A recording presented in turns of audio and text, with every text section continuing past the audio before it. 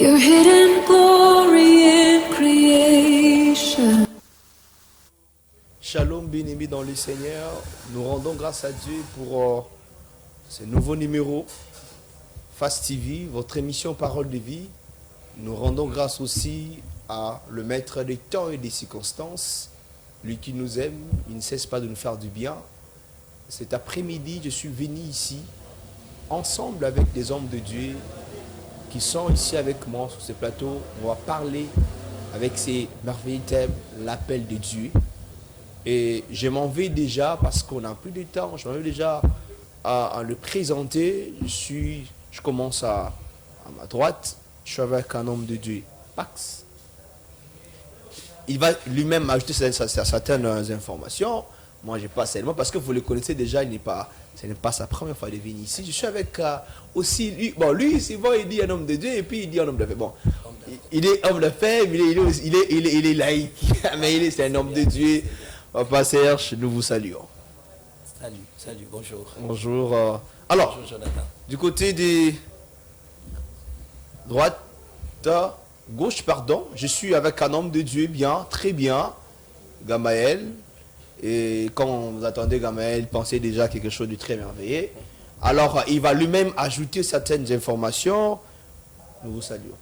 Bonjour, Jonathan. Très content de vous voir. Je suis très ravi et que le Seigneur soit loué.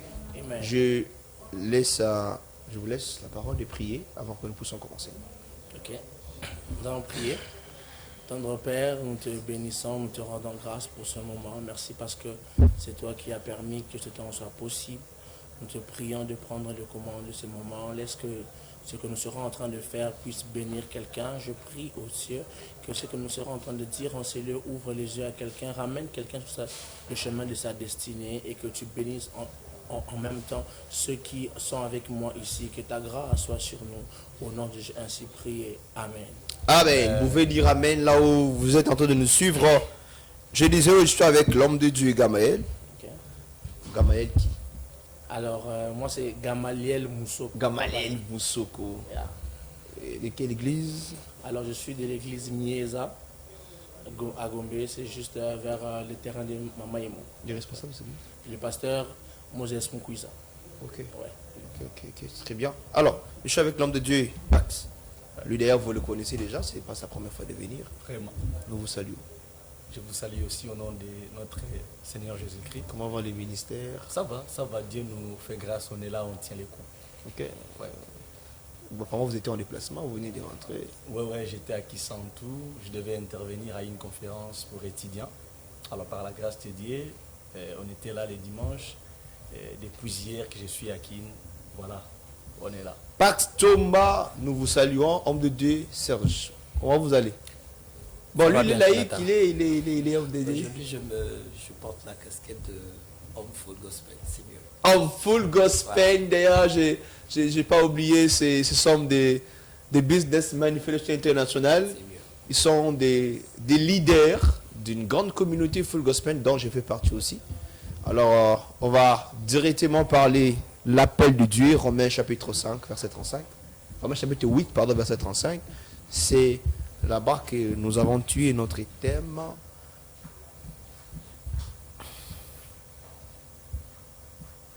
Romains chapitre 8, verset 35.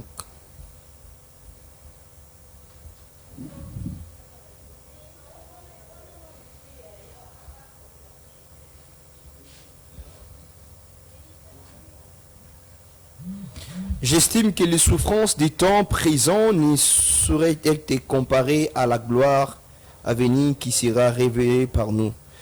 Aussi la création entend-elle avec un ardent désir la révélation des fils de Dieu.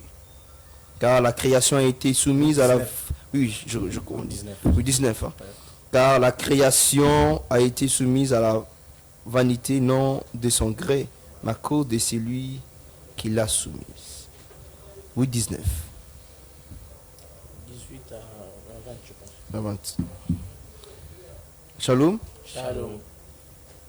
La Bible dit tout ce que Dieu les appelle, les prédestine et glorifie davantage. Shalom. Shalom. Homme de Dieu, l'appel de Dieu. Comment vous les comprenez d'abord, selon vous, l'appel de Dieu. Je commence avec vous. Ok, alors c'est un sujet très vaste et puis qui a en même temps occasionné beaucoup de problèmes dans l'Église. Ok.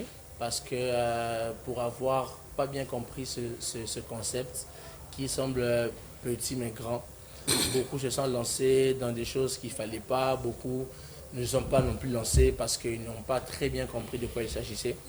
Alors pour être un peu, pour être un peu plus bref dans mon explication, l'appel de Dieu, je dirais que c'est une sollicitation de Dieu pour quelque chose de précis. Ok. Alors, l'appel de Dieu, c'est quand Dieu nous sollicite pour quelque chose de précis. Et c'est dans l'appel maintenant qu'on retrouve beaucoup de choses. Je crois qu'on aura le temps d'en parler ici. Mais l'appel de Dieu, c'est quelque chose qui concerne tout le monde. Ok. Parce que, puisque l'appel de Dieu n'est pas pour un domaine précis, mais c'est pour des domaines, mais pour un individu en particulier. Parce que l'appel est particulier à chacun, mais pour des choses aussi particulières. Donc, ce qui fait qu'on peut retrouver deux personnes faire la même chose, mais ils n'ont peut-être pas été appelés au même moment, ou pour faire la même chose, mais peut-être avec des nuances différentes. Donc, ce qui fait que tous, que ce soit dans le sacerdoce ou pas, nous sommes appelés par Dieu pour une mission particulière. Nous sommes appelés par Dieu pour une mission particulière. Exactement. Homme de Dépax. L'appel de Dieu. Voilà, nous bénissons le Seigneur pour cette thématique. Alors, comme l'a dit tout à l'heure l'homme de Dieu Gamaliel, il a dit que c'est vraiment un sujet très vaste, qu'on ne peut pas finir dans moins d'une heure. Alors, moi j'explique l'appel de Dieu. Quelque part dans la Bible déclare, c'est une prière qu'on a toujours fait, hein, la prière de notre Père. La Bible déclare, notre Père qui est au ciel. Que ton nom soit sanctifié, que ton règne vienne, que ta volonté soit faite sur la terre comme au ciel. Cela veut dire qu'il y a une volonté de Dieu au ciel, mais qui doit être manifestée ici sur la terre. Alors lorsqu'on parle de l'appel de Dieu, c'est comme si le Seigneur était en train de réclamer à une personne de vivre sa vie du ciel, mais sur la terre. Ok. Amen. Est-ce qu'on se fait comprendre? Ok. Voilà. Alors, tout un chacun de nous, Dieu a créé tout un chacun de nous pour un but. Et ce but, c'est ça la volonté de Dieu qui est au ciel. En d'autres termes, ça s'appelle les desseins de Dieu.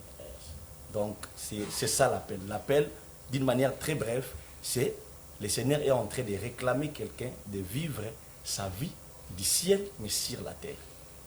Dans l'appel de Dieu, le Seigneur est en train de réclamer quelqu'un de vivre la vie du ciel sur la terre. Homme de Dieu Serge, homme full gospel. Merci pour la parole, Jonathan, merci. Et merci pour l'invitation.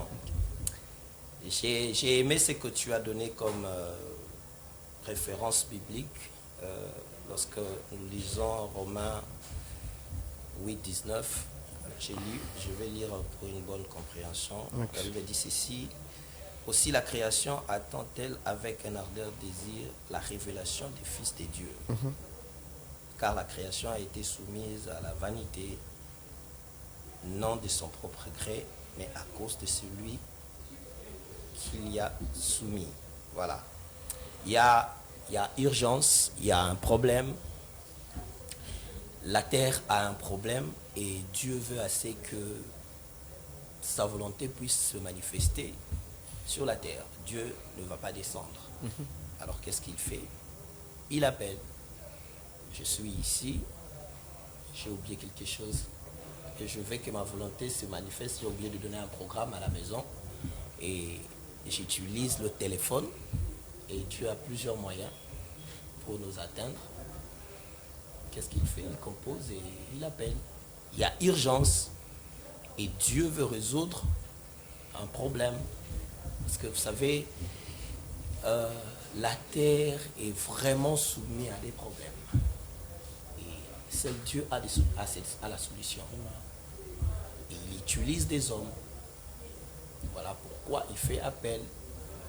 Donc en un seul mot, il y a urgence et Dieu veut que sa volonté se manifeste sur la terre. Voilà un peu comment je définis un appel. Il y a l'urgence et Dieu est en train d'appeler. Vous êtes à la maison, partout où vous nous suivez, je sais pas, vous nous suivez où, bureau, votre voiture, je sais pas où. Il y a l'urgence. Je reviens sur homme de Dieu Gamaël. et à l'urgence. C'est dans quel moment que l'homme pouvait découvrir en fait que c'est l'urgence, c'est cet appel de Dieu. On entre dans le sujet, donc libre à vous de parler. Donc, Ok. Alors, je pense que le plus important, ce que l'homme doit savoir, c'est que c'est celui qui appelle qui détermine quand est-ce que la chose doit commencer, quand est-ce que le monde a commencé. Donc l'une des caractéristiques que j'aime donner de l'appel, c'est que l'appel est temporel. ok. Là, ce n'est pas celui qu'on appelle qui décide quand il doit faire, comment il doit faire. Comme l'homme de Dieu est en train de dire, Serge, c'est celui qui t'appelle qui... l'urgence n'est pas pour toi. C'est pour lui. L'urgence est pour celui qui appelle. Ok. Donc le monde est en urgence, pas d'abord pour nous, non. C'est pour Dieu qui nous appelle. Ce qui fait que beaucoup de gens pensent que nous sommes plus tourmentés par ce qui se passe ici que Dieu qui nous a créés. C'est Dieu le premier à être tourmenté parce que c'est lui qui a envoyé son fils, pas le nôtre. Il a envoyé son fils parce que c'est lui qui a vu l'urgence. Donc quand Dieu voit l'urgence, Dieu te choisit et Dieu t'envoie pour une période donnée. Quand vous lisez dans Exode 3, vous vous rendez compte que c'est là que Dieu vient au buisson ardent parler à Moïse. Mais quand vous lisez au chapitre 2, Moïse fait un constat. Il se rend compte en fait qu'on est en train de battre son frère par un Égyptien et il voulait intervenir. Ce n'était pas encore le temps de son appel. Il a tué l'Égyptien parce qu'il a voulu utiliser ses propres moyens. Parce que quand tu n'as pas reçu encore l'appel, les moyens que tu utilises au départ ne sont pas les moyens que Dieu a prévus dans l'appel pour toi. Ok. Donc Moïse a voulu défendre ses frères, la même chose qu'il faisait après l'appel de Dieu, après Exode 3, mais au début, ça lui a coûté sa place en Égypte. On l'a suivi de partout pour le tuer. Pourquoi? Parce que seulement il a voulu aider ses frères, comme il va le faire après, mais seulement il ne l'a pas fait au moment que Dieu a prévu. Donc ce que j'aimerais dire à chacun, c'est que l'appel de Dieu, on répond à l'urgence de Dieu, pas à notre urgence. Wow. Yeah. Sinon, on est hors de la couverture de Dieu, on est hors de tout. On devra utiliser nos propres moyens. L'appel de Dieu répond à l'urgence de Dieu. Yes. De départ. Ok. Alors, comme le disait tout à l'heure l'homme de Dieu, moi j'aimerais un peu poser des bases. Vous voyez, comme pour dire que tout le monde est appelé à faire quelque chose. Dieu ne peut pas créer une personne sans faire quelque chose. Alors lorsqu'on parle, ça fait beaucoup de temps qu'on nous a mis dans la tête, lorsqu'on parle de l'appel de Dieu, on fait plus allusion au ministère post-ascension. Vous voyez, quand je parle des ministères post-ascension, je vois les pastorales, l'évangéliste et tout Prophète, ça. Voilà. Or, Dieu peut appeler tout le monde. D'ailleurs, Dieu, tout le monde soit à l'appel de Dieu. Comme je le disais tout à l'heure, c'est une vie que Dieu a réservée pour une personne là au ciel. Déjà, quand Dieu crée une personne, la personne est comme... La personne a des programmes que Dieu dépose, que Dieu donne à la personne. Ces programmes-là doivent répondre aux besoins de l'humanité. Et au moment opportun, qu'est-ce que Dieu fera? Dieu va créer le vouloir et le faire dans la vie de la personne qui est appelée pour aller entrer maintenant dans la mission. Vous voyez? Alors, on n'est pas appelé les jours où on comprend qu'on est appelé. On est appelé les jours où Dieu lui-même permet à ce que tu viennes ici sur terre. Amen. Vous voyez? Les jours où tu comprends ton appel, ce n'est pas les jours où Dieu t'appelle. Tu as été déjà appelé. Le fait que tu es venu. Amen. La Bible déclare, à ce qui concerne Jérémie, pendant que tu étais encore dans le ventre de ta mère, je te connaissais, je t'avais établi prophète. Donc on est appelé alors qu'on est encore là. Mais il y a ce qu'on appelle l'annonce. Dieu vient t'annoncer pour la compréhension de ce à quoi tu es appelé à faire. Vous voyez? On est sur terre pour un but. Chacun de nous. Alors, on peut être appelé dans les ministères. On peut être appelé dans le journalisme. On peut être appelé à être sportif. Et si tu le fais pour la gloire de Dieu, tu réponds à l'appel de Dieu. Les temps, comme l'a dit tout à l'heure l'homme de Dieu, ce n'est pas à toi de déterminer les temps. Non, non. C'est à Dieu lui-même de dire non, non, c'est maintenant le temps que mon fils ou ma fille doit maintenant entrer à l'exercice de son ministère. Qui dit ministère, qui veut dire service. Quand on parle des ministères, on fait allusion à tout ce que quelqu'un fait comme service. Tu es journaliste, tu es en service. Tu es pasteur, tu es en service. Donc, Dieu appelle tout le monde. Dieu n'appelle pas seulement au ministère pastoral, non. Dieu peut t'appeler à être footballeur. Dieu peut t'appeler à être politicien. Mais le temps, c'est Dieu lui-même qui décide. Homme de Dieu, sœurs, le temps, c'est Dieu lui-même qui décide. Comment, la question, ça sera pour nous tous. Comment discerner l'appel de Dieu? Comment comprendre l'appel de Dieu? Que je suis appelé à servir Dieu, supposons être prophète, être évangéliste. Comment on le fait? Merci pour la parole. J'ai entendu les hommes de Dieu. Je suis très content. Moi, je me dis toujours qu'il y a un problème dans l'évangile. Vous voyez, en parlant de l'évangile, nous disons que c'est de la bonne nouvelle. Le problème, c'est qu'on nous donne aujourd'hui et que l'évangile, c'est pour nous amener au ciel. Moi, en lisant et en étudiant un peu la Bible, je me rends compte que ce n'est pas ça le but de l'évangile. En fait, l'évangile nous ramène le ciel jusqu'à nous. Jésus dit, répentez-vous car le royaume des cieux est proche. Ce n'est pas pour aller au ciel, mais c'est pour que le ciel vienne sur la terre. Vous voyez un peu. Et lorsque nous lisons Romains, j'ai apprécié, parce que d'ailleurs, c'est ce que j'étais sur Jérémie. Lorsque nous lisons Romains 8, il nous parle de la création. Et puis, il parle de fils de Dieu. C'est-à-dire, c'est la création attend la révélation des fils de Dieu. Il y a une catégorie de gens. Dieu appelle tout le monde. Prenons par exemple l'appel au salut. C'est pour tout le monde. Mais il y a des domaines spécifiques. Et c'est là que j'essaie un peu de balancer entre l'appel et la vocation. Oui, ce sont des mots synonymes, mais il y a des petites nuances. Vous voyez? L'homme de Dieu, Gama, a parlé de Moïse. Moïse n'avait pas encore entendu la voix de Dieu, mais il a fait quelque chose de libérateur. Qu'est-ce qui se passe avec Moïse? Ça bouillonnait à l'intérieur. Vous voyez, ça c'est une vocation. Et c'est Dieu qui le pose. Il dit à Jérémie, avant que je t'eusse formé dans le ventre de ta mère, mais j'étais où? Si je n'étais pas dans le ventre de ma mère, c'était où? C'était où? C'est ça le problème. Dieu, là, avant qu'il le forme dans le ventre, il le connaissait avant qu'il puisse le former dans le ventre de sa mère. Il l'a consacré, c'est-à-dire il l'a mis à part. Vous voyez, d'abord il y a l'appel général et puis il y a des appels spécifiques. Gama, peut-être, prenons par exemple, Gama est appelé à être pasteur aujourd'hui. C'est exercer à l'église. Mais le problème aussi, c'est la compréhension de l'église.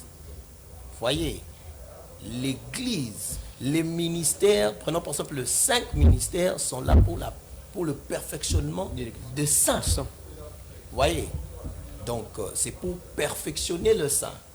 Et ces saints sont appelés à aller propager Christ. Moi, j'ai la vocation d'être entrepreneur. Mais en même temps, j'ai d'abord reçu l'appel du salut. Je suis enfant de Dieu et conduit par le Saint-Esprit. Mon pasteur ne viendra pas dans ma société. Non, c'est à moi d'influencer là-bas. Parce que non seulement j'ai eu l'appel en tant que fils de Dieu, de ramener le royaume de Dieu, mais aussi d'influencer le monde. Voyez, je vais donner un exemple simple. Lorsque vous lisez Genèse chapitre 1, je suis toujours étonné. Dieu crée le monde et tout. Il place le jardin. Et le jardin, bizarrement, il ne le place pas au nord, ni à l'ouest. Il le place à l'est. La question que je me pose, Dieu, mais pourquoi vous avez laissé le nord, l'est et l'ouest? Pourquoi le placer à l'est? Il dit, Serge, c'est simple. C'est pour que toi, tu influences. Tu as reçu l'appel d'influencer, d'étendre le royaume. Vous voyez? Donc, j'ai l'appel et la vocation d'être magistrat, ça doit bouillonner en moi. C'est comme Moïse.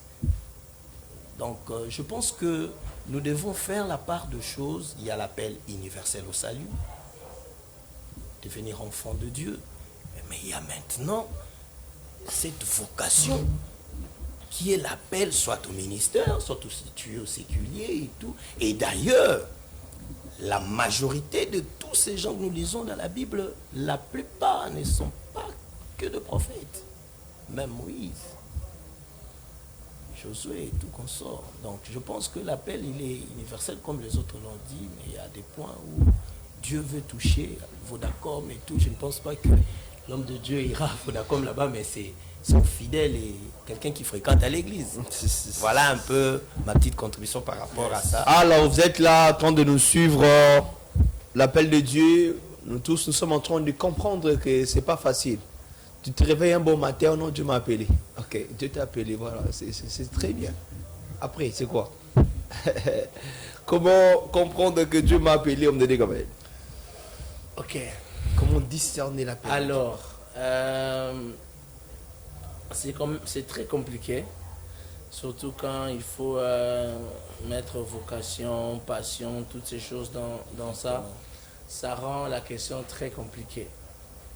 Mais en même temps simple. Surtout si on doit se référer à notre discours du départ. Ok. Yes. L'appel de Dieu, c'est une sollicitation de Dieu pour quelque chose de précis. Ça veut dire en fait que quelqu'un qui est sur la terre ne peut pas vivre en dehors de ce à quoi Dieu l'a appelé. Yes.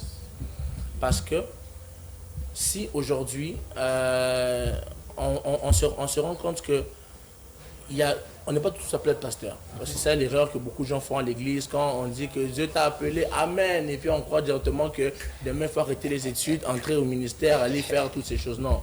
Pourtant, il y en a comme j'ai passé beaucoup de ma vie au full gospel, où j'ai appris à servir Dieu étant laïque. Ça veut dire que j'ai rencontré des hommes qui sont pas pasteurs, pas bishop, mais qui sont des hommes d'affaires, mais qui servent Dieu dans leurs affaires. D'ailleurs même, on a un slogan qui dit que c'est bien qu'un médecin parle à un médecin, un avocat. Pourquoi? Parce que chacun dans ce qu'il doit faire. Alors, ce qui se passe, c'est quoi? C'est que l'objectif, c'est le même. Ça veut dire de présenter Christ et d'emmener Christ partout.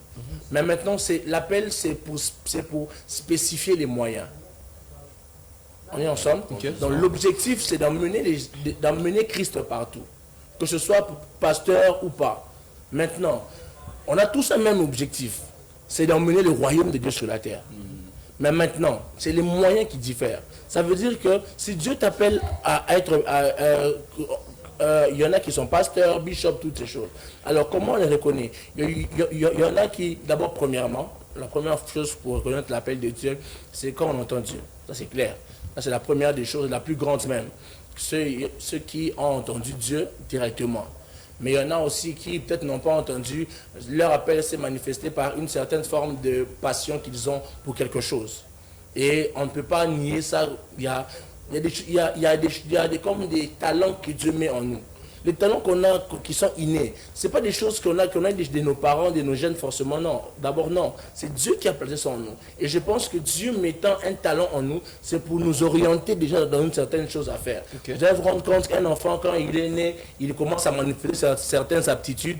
C'est pas comme s'il a téléchargé ça la nuit, non. C'est Dieu qui lui a placé. Et vous vous rendez compte que déjà, à un certain plus petit, il sait faire ce que beaucoup de sauvages ne peuvent pas faire. Donc on se rend compte que cet enfant, il sera médecin. Pas parce que non, mais parce que déjà par ce qu'il fait, par la passion qu'il a, par son habilité même dans certaines choses, on se rend compte que non, tel enfant peut faire, tel enfant peut être. Et même, il y a même des pasteurs qu'on a vu encore bébé, il est encore petit, mais on n'a pas une vision forcément, mais on voit sa prestance, on dit non, cet enfant ici, au hasard à pasteur, tu vois. Et il y a l'appel, il y a entendre Dieu, ça c'est la plus grande chose dans l'appel. Il y a la passion et les aptitudes que les gens peuvent manifester pendant qu'ils sont encore jeunes ou en grandissant ou en développant. Je pense que le reste je vais laisser à mes frères, mais je pense que ce sont les deux grandes choses que moi je peux relever sur comment... Avant que je pose notre question, comment discerner l'appel de Dieu? En fait, je serai très simple et très pragmatique par rapport à cette question. C'est comme si on posait une question de savoir comment reconnaître quand on m'appelle dans mon téléphone. Ok. Est-ce qu'on se fait comprendre? Yes. Chacun de nous a une manière où il a compris l'appel de Dieu. C'est que je pourrais dire à quelqu'un, ce qui est sûr, peu importe la manière dont Dieu va utiliser, tu sauras que Dieu t'appelle. Amen. Peu importe la manière, si c'est réellement Dieu qui t'appelle, Dieu fera en sorte, tu vas comprendre. Et quand tu vas comprendre, ta part, c'est d'accepter. Donc ici, je ne dirais pas, non, non, Dieu passe par ça. Non, non. Tout le monde a sa manière.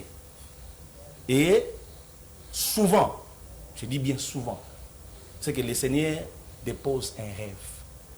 Tu verras que le Seigneur vient déposer un rêve, tu n'arriveras pas à comprendre. Dès que tu seras là en train de voir les rêves que le Seigneur a déposés en toi, tu te diras, non, non, ça là avec mon intelligence là, je ne peux pas concevoir quelque chose de comme ça. Vous voyez, donc l'appel de Dieu, tu vas toujours comprendre. Peu importe la manière dont Dieu va utiliser, mais toi, tu vas comprendre. Ta part à toi, c'est d'accepter.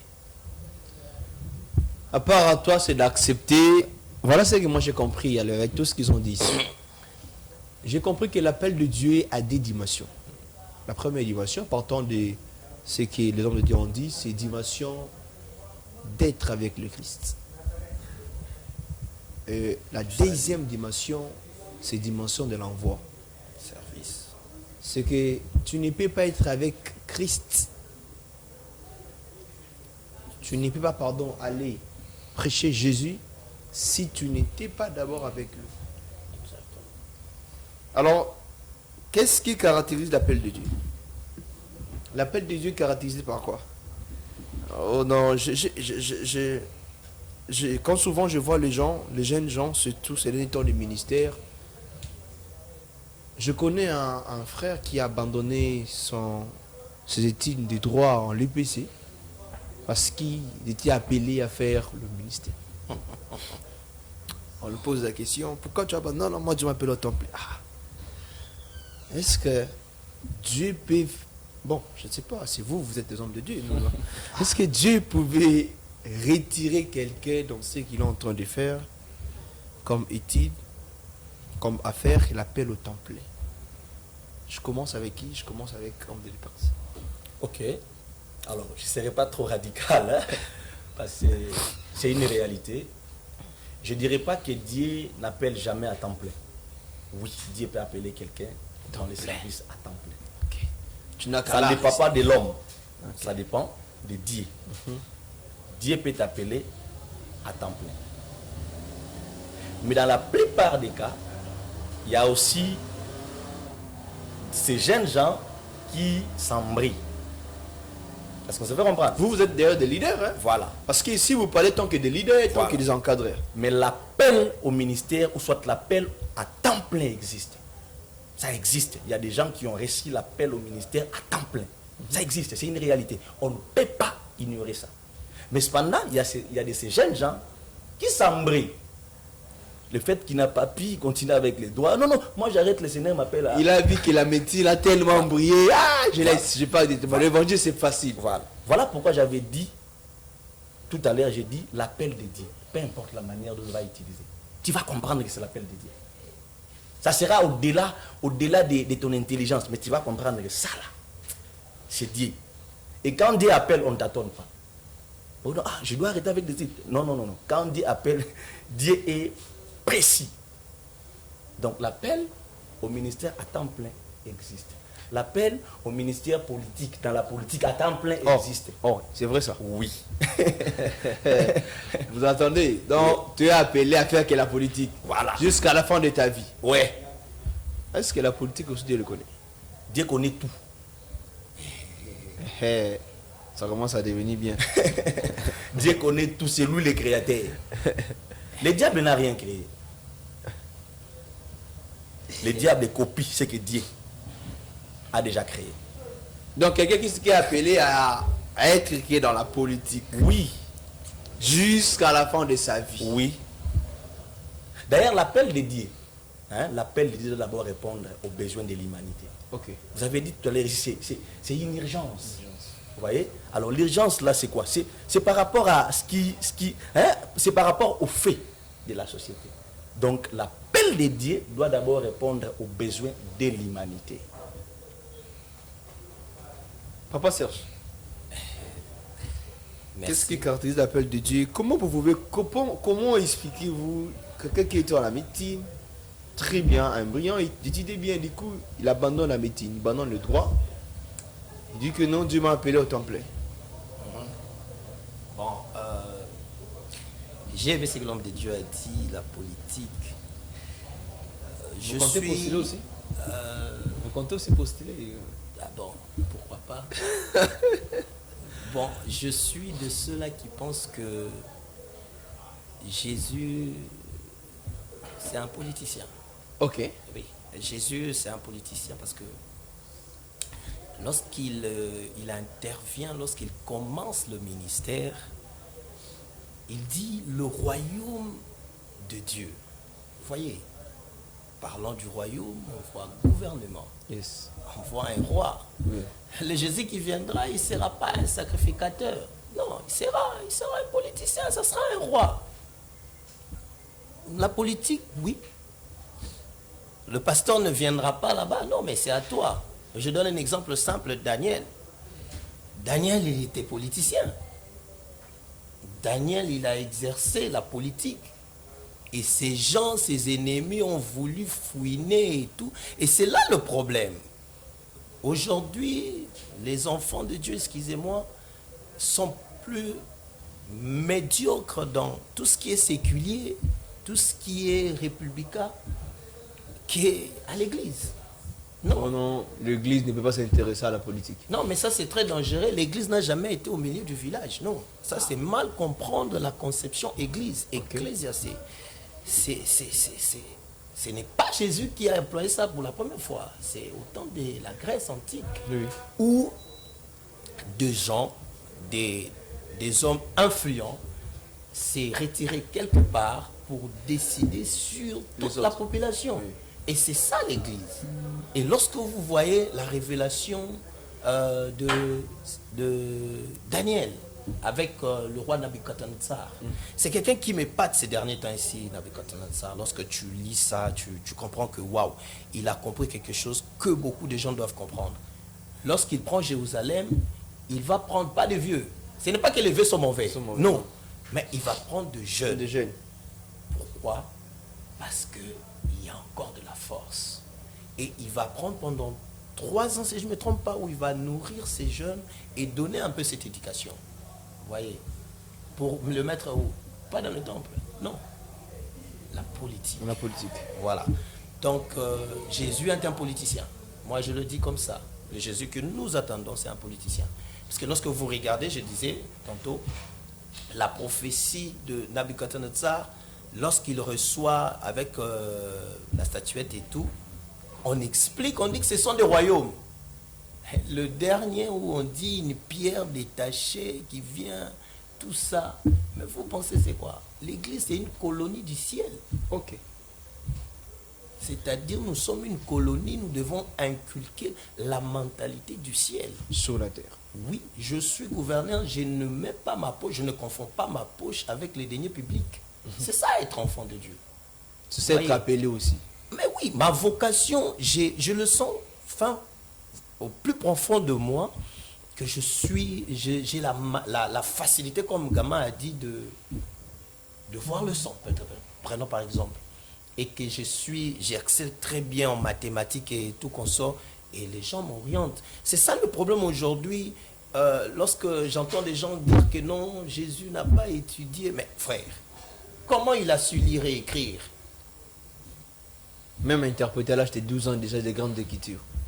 Bon, à l'âge de 12 ans, c'est lui qui posait des questions. Lui ne répondait pas. Voilà, il posait des questions. Vous voyez, aujourd'hui même avec cette histoire de l'éducation, la gratuité, c'est important. Il faut savoir lire et écrire. Vous voyez. Et lorsque vous voyez Jésus, parce que lorsque vous prenez l'identité de Jésus, vous verrez profession avant qu'il entre en temps plein, comme l'homme de Dieu a dit. Il a d'abord commencé comme charpentier. Vous voyez. Il a commencé comme charpentier, mais nulle part, les amis de Jésus, malheureusement, on n'a pas dit ceux qui ont grandi avec Jésus, même les gens de leur quartier n'ont jamais dit, oh non, Pechuana, Amelang Alibonga. Non. Oh, ça a été. Voilà. Donc, ça aussi, j'interpelle tous nos frères chrétiens qui sont dans des métiers, charpentiers, ménisiers, frères. Surtout Batam ça. Voilà. Voyez un peu. Donc, c'est une façon aussi de communiquer le royaume. Je suis sérieux dans ce que je fais. Même à l'université, je ne triche pas. J'étudie, c'est vrai qu'au Congo c'est un peu difficile, mais c'est possible. Donc, comment recevoir l'appel de Dieu? Dieu parle tantôt d'une manière, tantôt d'une autre. Il y a même ceux-là, j'ai lu, je crois dans Psaume, où on dit, ceux qui se confient à l'Éternel trouvent dans leur cœur des chemins tout tracés. Voilà, il y a des chemins tout tracés. Il y a le chemin de la médecine, il y a le chemin de la comptabilité. Comment trouver dans ton cœur encore le chemin? Exactement, c'est en toi. C'est-à-dire, c'est ce que l'homme de Dieu disant de dire. C'est vraiment au fin fond de ça bouillonne quoi, comme Moïse. Il n'avait pas encore entendu la voix de Dieu. Mais cet esprit de libérer, imaginez un peu un Moïse parmi ses frères esclaves. Mais il va parler comme un esclave. Alors Dieu dit non, toi il faudrait que je te mette la maison de Pharaon. Vous voyez? Et ça c'est une parenthèse que je vais vraiment fermer. Ça je n'ai toujours pas compris. Un enfant de Dieu, tu travailles dans une entreprise où on te dit que ton chef fait danser tous ces petits trucs que vous connaissez là. Et un bon matin tu vois qu'il démissionne. Non, parce que son chef est occultiste. Mais attendez. Comment nous lisons la Bible? Un appelé. C'est regrettable parce que nous ne comprenons pas au fait la Bible. Pharaon cherchait à tuer des enfants hébreux. Mais Dieu prend un enfant hébreu et il l'amène dans la maison de Pharaon. Pendant 40 ans, Pharaon ne l'a pas tué. Mais qui est cet occultiste qui va te bouffer? Pendant 40 ans, frère. Ça... Il avait la chose, mais Dieu ne l'avait pas encore comme le berger l'a dit. Mais il devait libérer. Ah, mais il y a une éducation pour ça. Il y a une éducation pour ça. Processus d'ailleurs. Oui. Sinon, tu vas t'arrêter à faire de petits points là. Toi, tu es dans ce quartier-là. Et tu ne pourras pas aller parce que tu as cassé les études. Dieu a plusieurs façons d'appeler. J'étais en train de lire Jacques, je suis tombé sur quelque chose de Jacques, ça m'a fait du bien. Il dit ceci dans Jacques chapitre 1, le verset 16, il dit ceci. Ne vous y trompez pas, mes frères bien-aimés. Le verset 17, ça m'a plu, il dit, toute grâce excellente et tout don parfait. Bon, grâce excellente et tout don parfait. On peut mettre les talents. Tout ça. Toi, tu crois que parce que tu es à l'université, que tu es plus intelligent, même Messi, Lionel Messi, le ballon là qui dribble là. Mais c'est dans le toute grâce et tout don parfait. Même tout, je suis Gaulois, je suis l'autre là. Mais c'est qui donne la voix là? Vous voyez? Ah, voilà. Donc, Dieu a plusieurs façons de nous appeler. Il sait comment appeler, comme on l'a dit au début. Il y a d'abord l'appel universel et il y a un appel particulier pour un service. Homme de Dieu, Gamaël, nous sommes en train déjà d'aller petit à petit pour terminer ces moments. Vous êtes là, vous êtes appelé à être, c'est pas moi, député. Cette année, j'ai béni Dieu parce qu'il y en a beaucoup de jeunes serviteurs qui ont postulé. Ah bon? Mais je vous dis, il y en a beaucoup de... Je me suis dit, même ceux qui disaient qu'ils sont au temple là, ils ont postulé. Ça c'est bien. Moi, je suis très heureux de voir des servants, des serviteurs qui ont postulé. Nous devons en avoir, cette fois-ci, avoir un prophète d'abord là-bas à l'Assemblée nationale. Parce que si, il faut que voter une loi, voter pour l'homosexualité, lui déjà, il voit ça déjà la nuit. Il veut dire non, c'est celui-ci, il ne faut pas voter. Moi, je suis en train de croire à la puissance de la chair, aussi à la puissance de la magistrature. Je crois que Dieu pouvait donner à quelqu'un l'onction de faire tomber les gens, aussi l'onction de guider, de léger, lui dire, moi je crois qu'il faut qu'on fasse des choses comme ça, pour que demain, tout quoi est en crise. On disait comme Ce sujet, ça c'est encore un très grand débat, parce que, d'abord je vais revenir sur ce qu'on est en train de dire ensemble. C'est possible qu'il y en a à qui Dieu demande d'arrêter les études, c'est très possible. Là. Donc c'est possible. Donc mon frère, tu as laissé les études parce que Dieu t'a dit, tu n'as pas forcément péché. Okay. Parce qu'on veut des fois nous culpabiliser pendant que on est passé par là. Bon, pas nous. Parce que moi, j'ai pas arrêté. Moi, je suis licencié. Et puis, tu es le seul à écouter. Tu as écouté avec personne. Avec personne. Donc, même ici, on refuse. J'ai entendu même certains pasteurs dire non, quand il faut travailler, quand il faut être pasteur, il faut faire quelque chose à côté, tout ça. Ça aussi, les autres, ceux qui sont appelés au temple sont culpabilisés. Exactement. Est-ce que vraiment c'est Dieu qui m'a appelé ou pas? Aujourd'hui, de plus en plus, on a un ministère qui culpabilise en fait la plupart dans ce qu'ils sont en train de faire.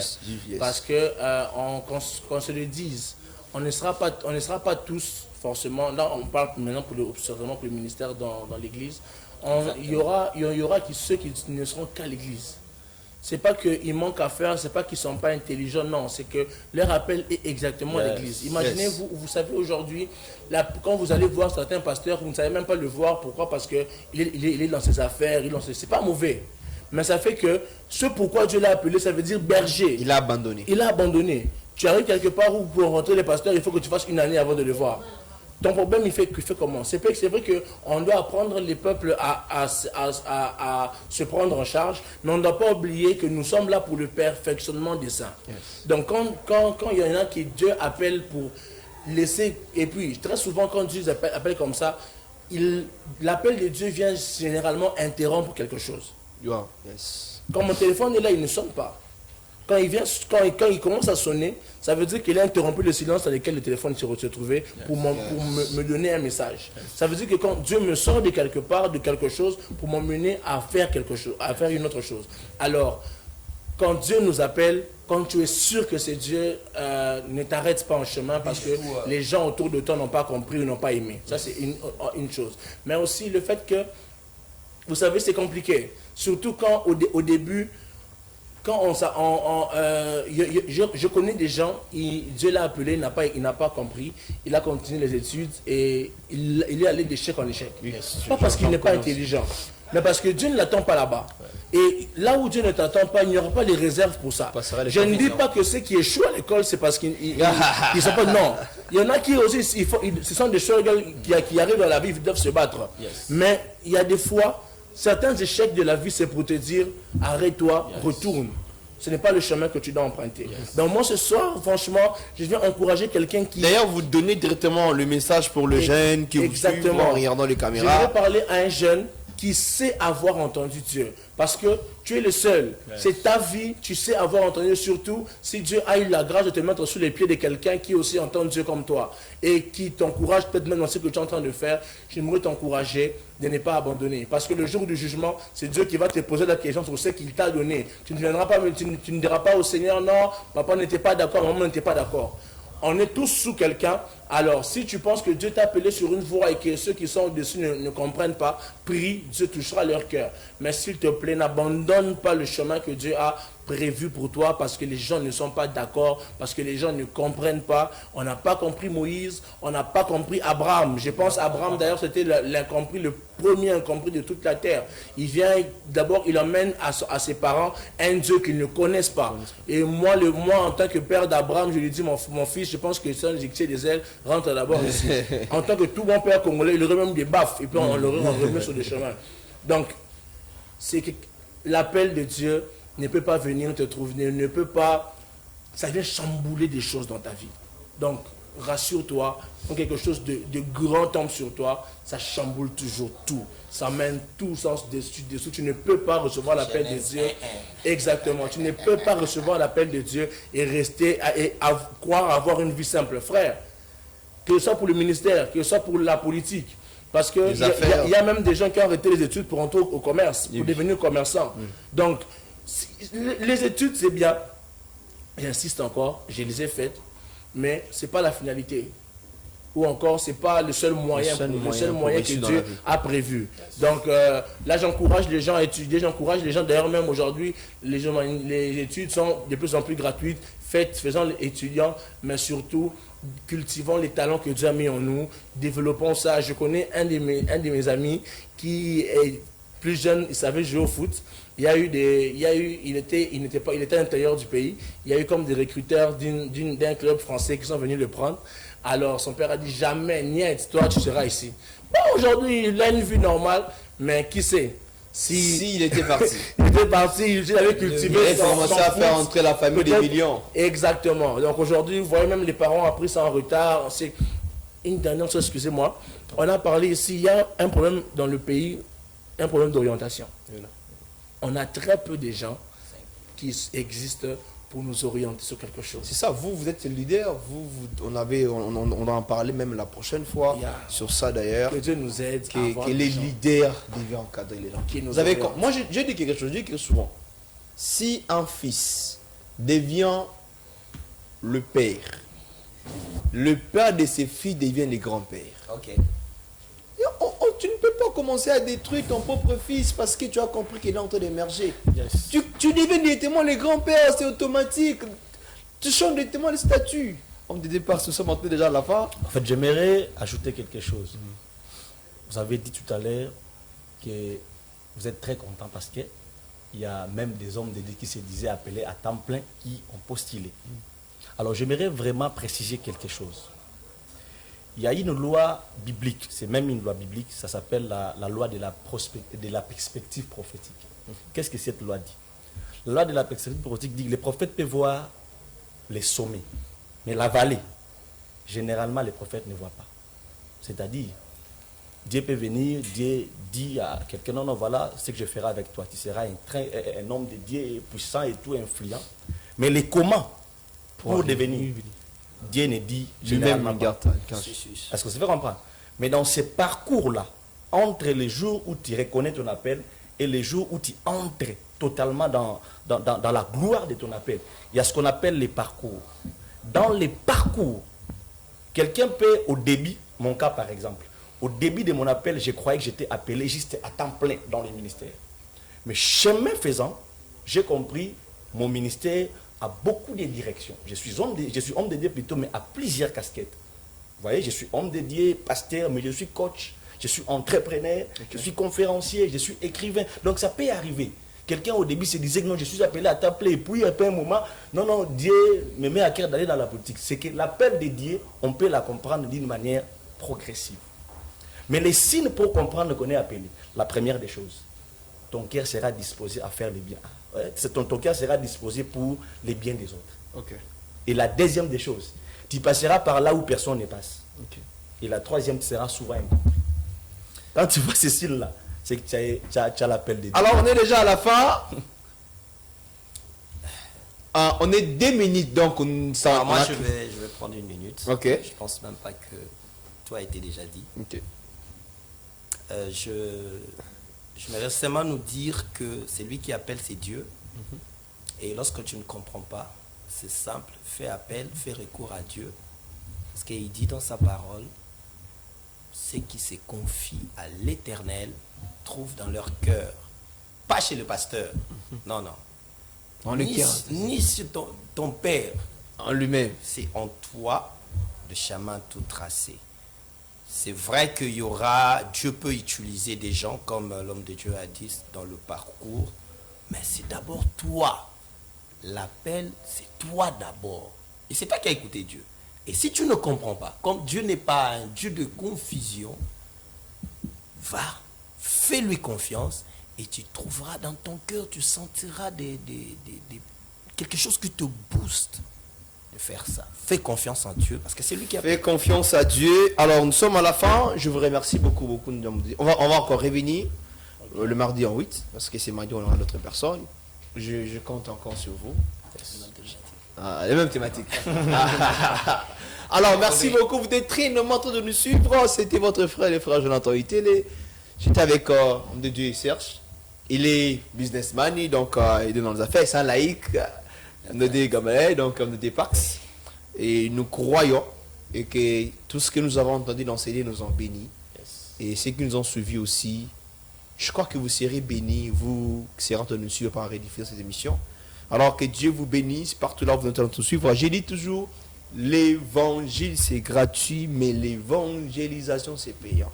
Vous voulez nous aider à aller plus loin, faites-les, Dieu, ce ne sera pas de vous bénir. On se voit le mardi prochain à 16h30. Que le Seigneur nous bénisse.